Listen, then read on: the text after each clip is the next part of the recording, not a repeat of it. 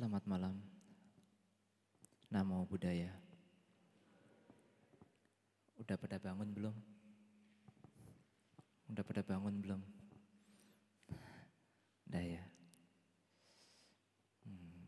Ya, malam ini ada koko kecil ya.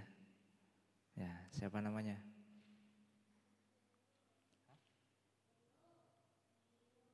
Cleo. Good boy. Nah, keren ya.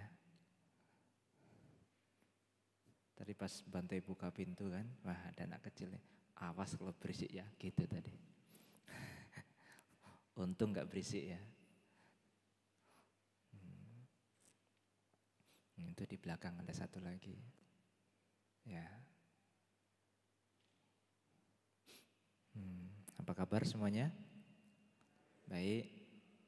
Sadu, sadu. Pekerjaan gimana? Numpuk bante, banyak. Rezeki ala kadar. Enggak lah ya. Semoga rezekinya juga melimpah ruah. Ada pertanyaan? Minta bukunya. Minta buku Parita. Ada pertanyaan? Atau mau langsung pulang?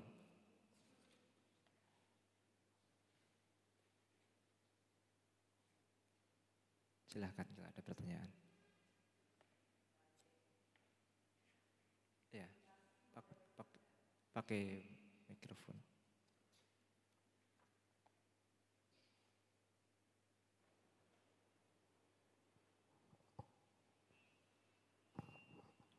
Namo Buddhaya Bante. Numpang tanya, meditasi itu bisa sambil bersandar? Itu aja. Meditasi boleh sambil bersandar? Itu aja udah. Itu aja. Ya, kalau sudah boleh dimatikan mic-nya. Itu volumenya coba agak dikurangin sedikit supaya enggak gitu. Sudah.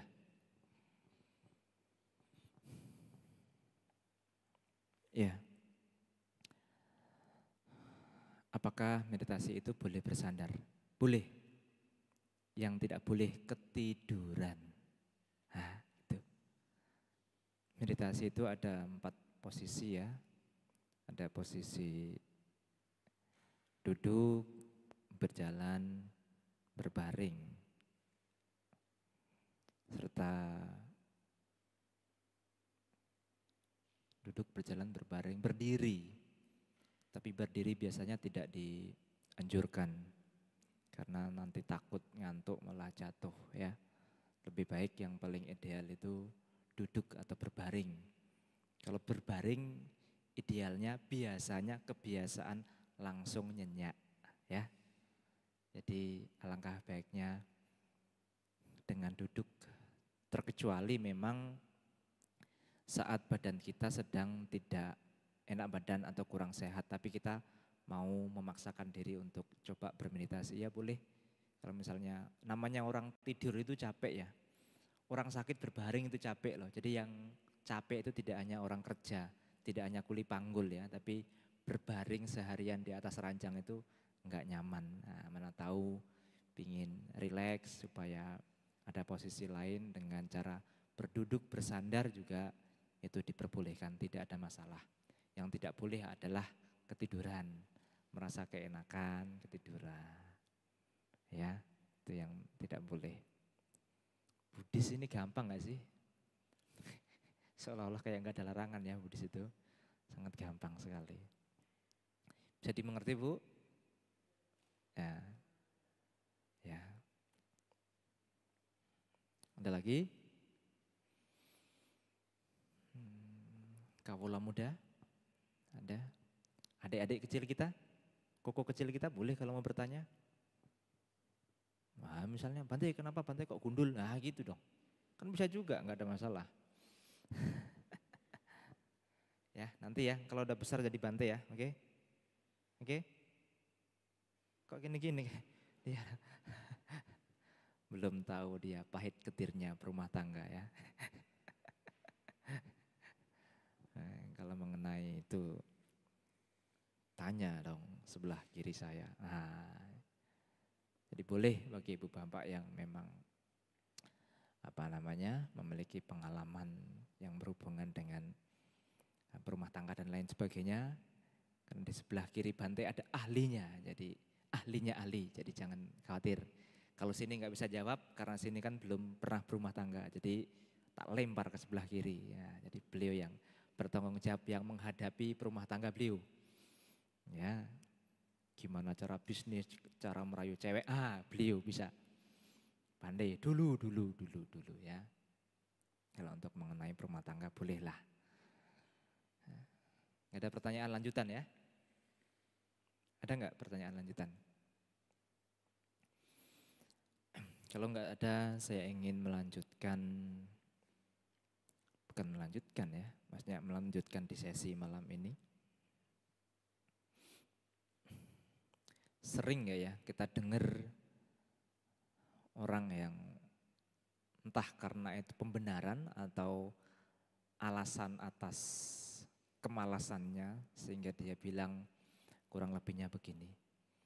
Aku nggak mau ke wihara Bante, aku nggak mau menjalankan sila Bante, aku pun nggak mau berlatih untuk mengembangkan batin Bante. Yang terpenting aku berbuat baik aja udah. Yang terpenting aku berbuat baik. Mungkin yang dimaksud di sini adalah setiap ada orang penggalangan dana wihara, dia membantu. Ada orang yang menggalang tentang beasiswa untuk pendidikan, dia membantu. Ada orang yang menggalang dana untuk kebutuhan panti asuhan, dia membantu. Ada orang yang ingin membutuhkan bantuan yang berhubungan dengan rumah sakit serta kesehatan, dia pun membantu. Begitu ya. Jadi mungkin kategori baiknya bagi si A ini atau seseorang ini, atau mungkin malah ada di antara kita. Nah, jangan ada dusta di antara kita ya. Mudah-mudahan gak ada. Jadi orang itu selalu menggampangkan bahwa yang terpenting aku dana lah gak apa-apa. Danaku besar kok. Sampai ratusan juta bahkan sampai MM-an. Aduh Bante kalau sila berat deh. Apalagi saya disuruh duduk meditasi setiap Selasa Kamis selama 1 jam di ITBC. Ampun lah Bante. Ya kan? Ada kira-kira di antara kita? Atau pernah dengar orang-orang yang memiliki statement seperti itu? Yang terpenting berbuat baik. Dalam artian dia berdana memang jor-joran. 100 juta kecil, 1 M kecil, ya kan? 10 M kecil. Ya, tapi dia tidak mau menjalankan sila, dia tidak mau seperti kayak mengembangkan batin, mengasah pengetahuan yang berhubungan dengan kitab suci Tripitaka. Saya memiliki beberapa rujukan Ibu Bapak ya. Di halaman nomor 4 itu ada dikatakan, yo damang disesi adik kalianang maji kalianang Paryo sana kalianang. Biasanya ini kita baca setiap pagi. Ya coba dicari kalimatnya di mana. PR ini ya. Yo damang disesi adik kalianang maji kalianang Paryo sana kalianang. Dan di bawahnya juga ada artinya. Kurang lebih. Dhamma itu telah diajarkan oleh Sang Buddha. Dhamma itu indah pada awalnya, indah pada pertengahannya, indah pula pada akhirnya. Ibu Bapak mendambakan enggak kehidupan yang bahagia di awal, bahagia di tengah, bahagia juga di akhir. Semua proses kehidupan kita itu indah dan membahagiakan. Pengen enggak yang hidup yang seperti itu? Pengen ya? Pengen ya kalau ditanya pengen? Pengen. Bisa enggak untuk mewujudkan hal itu? Untuk mengingatkan Ibu Bapak dalam beberapa momen yang sudah lewat dan mungkin masih sangat teringat dalam benak kita. dalam kehidupan kita. Baik, saya akan memulai dari Mahatma Gandhi. Mahatma Gandhi, beliau meninggal atau wafat pada 30 Januari 1948, ditembak oleh orang yang mengatakan berkeyakinan keras dalam hal keyakinannya versi dia. Mahatma Gandhi adalah seorang politikus dan spiritualis, politikus handal, spiritualis yang dapat dibanggakan. Kendati demikian, beliau pun meninggal dengan cara yang kurang meninggal dengan cara yang tragis. Berarti mungkin permulaannya bisa dikatakan oke, pertengahannya dikatakan oke, tapi endingnya tidak oke. Itu dari Mahatma Gandhi, sekitar tahun 1948. Kemudian di 8 Desember 1980, saya mengingatkan kembali kepada Anda, bagi Anda yang gemar sekali mendengarkan musik The Beatles, ya, karena beliau pernah tergabung di dalam band musik The Beatles, namanya adalah John Lennon, ditembak mati oleh katanya fans beratnya. Ketika saya membaca riwayatnya, fans macam apa ini itu ya, macam fans berat kok nembak idolanya itu. Ya, beliau pun juga meninggal dengan tragis. Kemudian pada tanggal 22 November 1963, John F. Kennedy ditembak mati juga oleh kemungkinan lawan politiknya. John F. Kennedy, Presiden Amerika. Lalu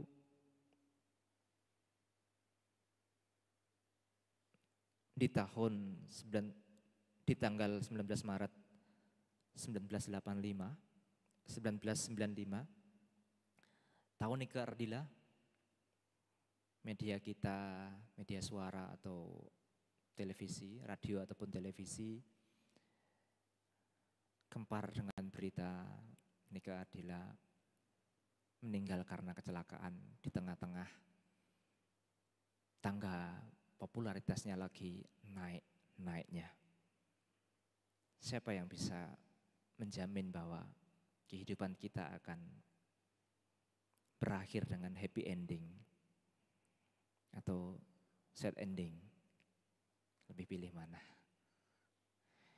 Kemudian di tahun 2001 ada sebuah tragedi yang terjadi pada keluarga kerajaan dari Nepal, ya, pembantaian keluarga kerajaan Nepal. Satu keluarga dibantai oleh anaknya sendiri. Siapa sangka anak yang kita besarkan, anak yang Anda besarkan, Anda fasilitasi pendidikan, kesehatan dan lain sebagainya, tapi pada akhirnya membunuh kedua orang tuanya sendiri dan saudara-saudara dekatnya. Ini adalah sebuah penggambaran tentang di mana ada kekayaan, di mana ada kekuasaan, di mana ada ketenaran atau keterkenalan, tapi hal itu tidak lantas membuat kehidupan seseorang itu endingnya menjadi happy. Setidaknya kita ending dengan terhormat lah. Berakhir dengan terhormat. Sesuai dengan dhamma yang telah diajarkan oleh Sang Buddha. Indah pada awalnya, indah pada pertengahannya, indah pula pada akhirnya. Kalau kita runut, kalau kita memakai kalkulasi, memakai hitung-hitungan dengan hukum karma, apa yang terjadi pada Mahatma Gandhi? John F. Kennedy, John Lennon, Nike Ardila, dan keluarga kerajaan Nepal tadi. Itu bukan merupakan sesuatu hal yang ujuk-ujuk, tetapi ada rentetan sebuah karma yang melatar belakangnya. Sehingga membuat kehidupan mereka akhirnya tidak happy, malah berakhir dengan tragis. Apa kira-kira yang terjadi? Apa yang dapat kita pelajari dari sini? Kalau Anda menyimak tentang atau pernah membaca tentang Nidi Kanda Sutta, harta yang tidak dapat dicuri, harta yang tidak dapat diwariskan dan lain sebagainya, itu tidak lain tidak bukan adalah hanya kebajikan kita sendiri. Seperti apa yang telah saya sampaikan di depan tadi ketika ada orang mengatakan, yang penting aku berdana Bante. Dan aku besar loh, tidak hanya sekedar harga pulsa 20.000. Pernah kirim pulsa kepada Bante atau Samanera 10.000 atau 20.000? Kasihan deh nggak pernah. Tapi ada ya yang kadang. Bante, kebetulan saya di counter, kebetulan ingat Bante, saya kirimi pulsa Bante, sekian ribu Bante. Ya terima kasih kok. Terima kasih Cik. Walaupun orang-orang demikian tidak hanya 100.000 dananya, ratusan juta bahkan berem-eman, memang ketika hal itu membuahkan pada kehidupan yang membahagiakan, dana itu faktor daripada sebuah kesuksesan dan kekayaan. Siapapun yang kehidupan saat ini dia suka berdana, ya dalam jumlah besar, maka tidak menutup kemungkinan dalam kehidupan yang akan datang ataupun dalam kehidupan saat ini hidupnya dia akan sukses dan kaya raya. Saya jamin. Kalau enggak jamin buktikan dulu. Dana 1M. Anda bisa dana 1M berarti Anda akan mampu. Gitu dong ya. Dengan cara berdana memang bisa bikin kita kaya. Tapi apakah cukup hanya dengan kekayaan semata? Hidup itu kan butuh sehat. Ya kan? Butuh kondisi kehidupan yang mendukung. Pati rupa desa wasoca. Hidup di tempat yang sesuai adalah berkah utama. Berkah unggul di dunia ini. Baca tuh Manggala Sutta, hafalin itu. 38 berkah itu apa saja, hafalin.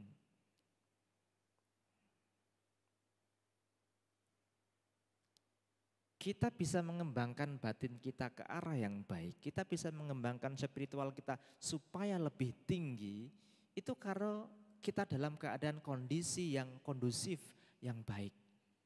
Coba di tengah-tengah Ukraina sama Rusia. Arahang sama sambudu ya kan, baru mau arahang sama sambudu, belum sampai swakato bhagawata dhammo, sudah ada bom bunyi, udah ada suara tembak-tembakan bunyi. Payah lagi kalau ketemu sama orang yang arahang sama sambudu itu latah, arahang sama sambudu tiba-tiba bom meletus, kucing, ya kan nggak lucu. Ya, jadi kita butuh tempat terlahir di tempat yang sesuai untuk mengembangkan dhamma dalam batin kita. Mungkin kalau bagi ibu bapak yang suka jalan ke luar negeri, ke Eropa, Amerika, Australia, Singapura, aduh di Medan payah Bante, aneh macet dah. Aneh semrawut dah. Yang bikin semrawut siapa sih? Anda sendiri bukan? Kenapa ketika di negara lain Anda patuh dengan negara itu? Karena memang sudah ada sistem dan pengetahuan yang terbangun. Sistem baik, pengetahuan tidak terbangun, ya tidak akan ada terjadi kerjasama yang baik. Boleh mungkin dari segi kenyamanan, keamanan, dan ketertiban. Mungkin negara-negara lain lebih menang daripada Indonesia. Tapi khususnya bagi ibu bapak, Anda di Indonesia, di Medan, nyaman gak mempraktekkan sila, mengikuti retreat, mendengarkan orang ceramah, nyaman gak kira-kira? Itu salah satu kategori pati rupa desa wasoca. Anda sudah berada di tempat yang tepat saat ini. Apalagi kalau Selasa Kamis, cek ijabgo, setiap minggu, setiap pagi jam 6.30 berpindah patah, tempatnya lokasinya di Cemara Asri, lebih tepat lagi Anda berarti. Kurang syukur apa Ibu Bapak? Mau ke Papua sana?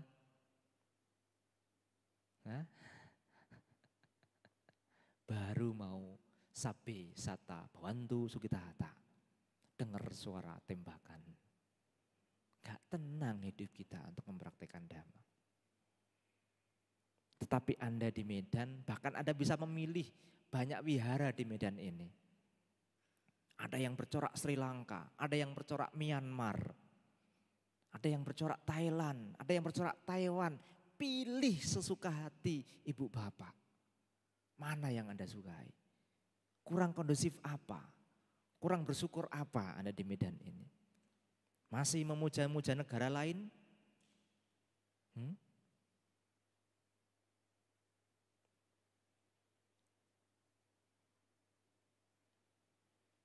Belajar sejarah.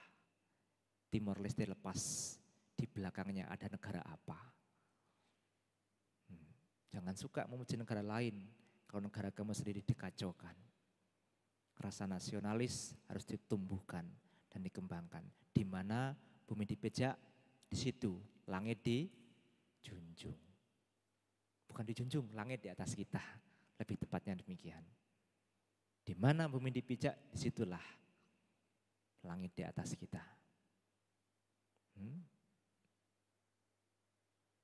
Anda sudah di tempat yang tepat. Anda sudah berada di tempat yang tepat. Agar tidak bernasib sama dengan Nika Ardila, John Kennedy, Mahatma Gandhi. Siapa lagi?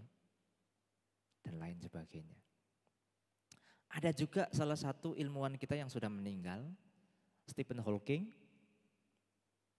Pinter gak beliau? Cerdas gak beliau? Luar biasa. Beliau hanya berpikir saja, komputernya sudah menulis, menjawab. Walaupun cerdas seperti itu, tapi beliau memiliki kekurangan dalam hal fisik. Orang seperti ini jelas secara dana, sila, samedi kurang berkembang dengan baik. Cerdas memang cerdas, pinter memang pinter. Tetapi ada kemungkinan dari kehidupan lampaunya, yang namanya ilmuwan itu kan suka eksperimen. Tiuk Bu. Anak-anak Anda biasanya kalau yang kadang ada yang ke wihara, Bante anak saya kadang di sekolahan disuruh eksperimen belah-belah kodok katanya ya kan. Kodok itu hewan bukan gak sih? Dia punya rasa enggak? Dia punya nyawa enggak? Apapun tujuanmu, hanya mengejar nilai, mengejar pengetahuan yang tidak ada sangkut pautnya dengan spiritual yang lebih tinggi, Anda rela mengorbankan makhluk hidup. Tidak menutup kemungkinan kalau itu dilanjutkan akan bernasib sama dengan Stephen Hawking. Secara pengetahuan duniawi luar biasa. Fisik nol besar. Karena sila faktor daripada fisik yang sehat, yang menarik. Kalau pria ya tampan menawan, kalau cewek ya cantik menarik. Itu dari mana? Faktornya dari sila. Tidak membunuh, tidak menyakiti. Itu faktornya dari sila. Ya kemungkinan dalam kehidupan yang lampau, Stephen Hawking adalah seorang yang suka mengembangkan ilmu pengetahuan. Jadi dia bereksperimen dengan banyak hewan misalnya, mengorbankan hewan misalnya. Pernah dengar kan NASA kirim kelinci ke bulan atau kirim anjing ke bulan hanya untuk eksperimen. Dan tidak jarang mereka juga dikorbankan nyawanya. Betul, Bu? Hal-hal seperti itu. Mungkin dalam kehidupan yang akan datang dia cerdas secara pengetahuan. Maksudnya bukan pengetahuan dalam hal dhamma ya. Tapi dalam fisik belum tentu dia beruntung. Maka formula di dalam agama Buddha harus ada dana, sila, bawana. Itu harus berjalan dengan seimbang.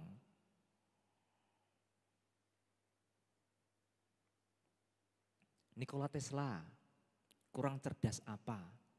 Tetapi setahu saya beliau adalah salah satu ilmuwan yang termiskin di antara teman-teman ilmuwan lainnya. Karena apa? Hak paten yang harusnya dimiliki oleh beliau dicuri oleh teman yang lain, dipatenkan sama teman yang lain. Akhirnya Nikola Tesla tidak mendapatkan apa-apa, mati dengan kemiskinan. Ending yang tidak membahagiakan, tragis. Tapi di dalam agama Buddha, Sang Buddha telah memberikan formula itu sama kita. Kita bisa menciptakan kehidupan yang indah pada awalnya, indah pada pertengahannya, indah pula pada akhirnya. Yang terpenting apa? Dananya dikembangkan, diasah dan dikembangkan. Silanya juga dilatih dan dikembangkan. Kebijaksanaannya juga dilatih dan dikembangkan. Yakinlah Bante, aku yang penting Bante bunuh dana berapa tak kasih. Aku enggak mau menjalankan sila. Enggak apa-apa, bagi saya enggak ada masalah. Enggak ada masalah. Paling nanti kehidupan Anda kaya raya tapi hidupnya sakit-sakitan. Umur pendek. Ya. Intelektualku kurang. Ya paling gitu aja lah. Kaya sih memang kaya. Ada nggak sih pernah menemukan seperti itu nggak sih dalam kehidupan sehari-hari kita? Lahir jadi anak orang kaya. Mulai dari fasilitas pendidikan maupun kesehatan ada semua. Enggak hanya BPJS kelas 3 ya. Kalau sakit baru batuk aja ke Singapura. Ya kan? Baru batuk aja ke Singapura, enggak cukup di Medan. Karena mereka memiliki fasilitas itu. Tapi yang namanya kesehatan, kita bisa membeli dokter, kita bisa membeli obat-obatan. Tapi belum tentu kesehatan itu bisa kita beli seutuhnya. Sifat obat-obatan itu hanya memperpanjang, menghambat saja kan. Menghambat supaya kita tidak sakit. Tapi pada dasarnya sakit itu ada kebenaran daripada kebenaran Arya yang nomor pertama. Enggak bisa dihindari oleh siapapun. Tua itu juga disebut sakit, proses sakit, penuaan. Ya.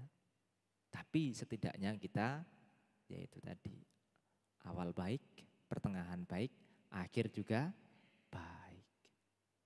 Jadi sudah lengkap sebenarnya di dalam agama Buddha ini Ibu Bapak.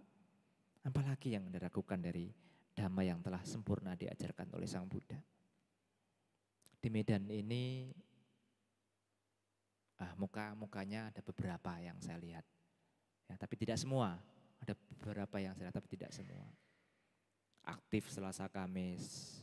Ya, setiap hari pun rajin berpindah patah. Setiap hari. Enggak hanya saat waktu ingat aja ya. Oh ini bantunya banyak, yuk pindah patah rame-rame, yuk. Wah. Halo Bang Riki, yang di wihara bantunya siapa? Ah cuma sama Nera. Enggak usah datang lah sama Nera kok. Halo Bang Riki, yang di wihara siapa? Hanya Bante Dhammakun. Enggak usah datang lah. Tapi kalau bantunya banyak, gitu kan. Ya mungkin Samanera dan Bante-Bante kecil ini belum memiliki parami. Dari sisi kami pribadi, tapi di sisi Anda pribadi butuh kebajikan itu dilakukan kepada siapapun. Setiap hari, setiap waktu. Karena kematian mengancam Anda setiap hari, setiap waktu.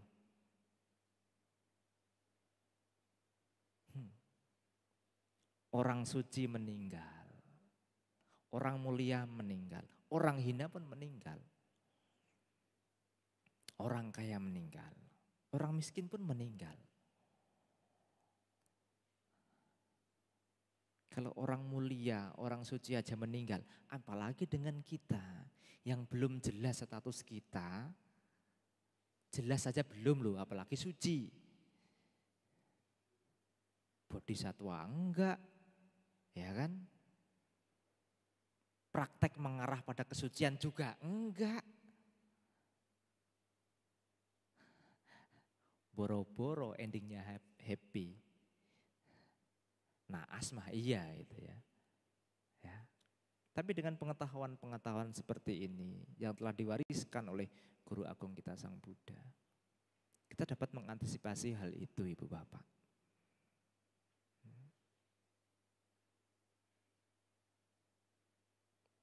Jangan nanti punya anak pengen jadi biku, punya anak ingin mendalami entah itu cewek entah itu cowok, tidak pandang bulu. Tegas kata-kata saya dan ingat kata-kata saya.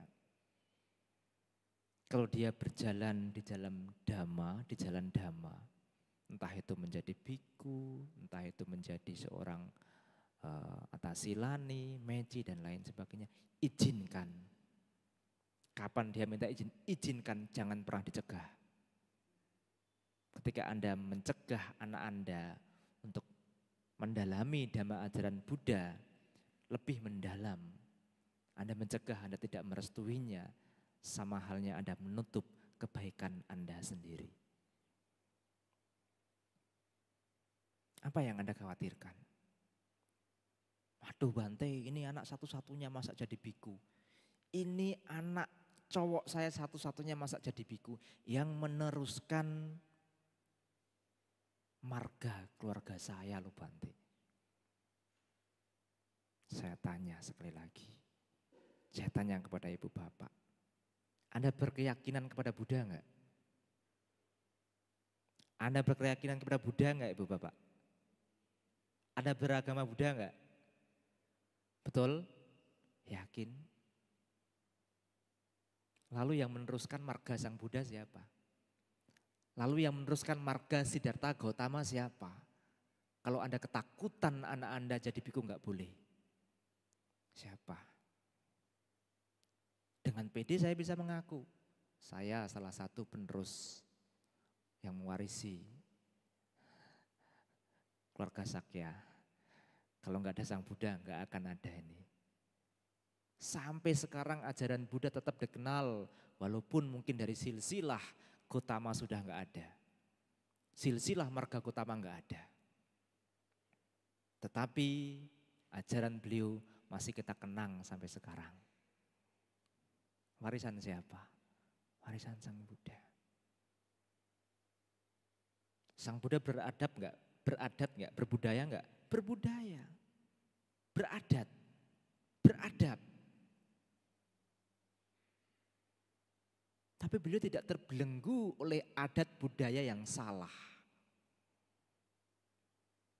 Zaman Brahmanisme, kalau kamu ingin bahagia, kamu harus mempersembahkan hewan kurban yang dipersembahkan kepada dewa. Sama Sang Buddha ditentang dengan keras. Tentang dengan keras. Jadi kalau adat dan budaya itu membelenggu kita, tidak membuat batin kita berkembang yang mengarah pada tujuan tertinggi nibbana, lawan dengan tegas. Tapi dengan cara yang bijak, jangan dengan cara yang barbar. Karena Buddhis itu humanis kan katanya kan. Ya, jangan takut. Katanya anak ini bukan milikku, harta benda ini bukan milikku. Hanya kehilangan marga aja sudah pusingnya 7 keliling. Justru dengan kita mengikhlaskan anak kita untuk mendalami Buddha Dhamma, sama hanya kita membuka pintu gerbang Nibbana untuk si anak kita maupun diri kita sendiri. Seorang anak yang menjadi seorang biku, suhu, ya, dan pendalam dhamma lainnya, secara tidak langsung dia juga sudah membawa ibunya ke arah yang benar.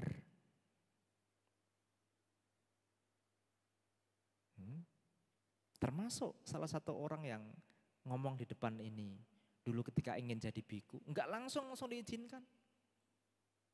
Enggak langsung diizinkan. Mak, aku jadi biku, oh ya sana. Saya butuh 2 tahun untuk meyakinkan beliau. Saya butuh 2 minggu untuk meyakinkan waktu saat saya berpamitan. Minggu pertama gagal. Minggu kedua balik dengan kekeh. Ya, jelaskan apa itu biku, untung ruginya apa. Ya, untungnya beliau mau mendengar dan akhirnya malam ini Bu Bapak pun bisa berjumpa dengan orang itu ya.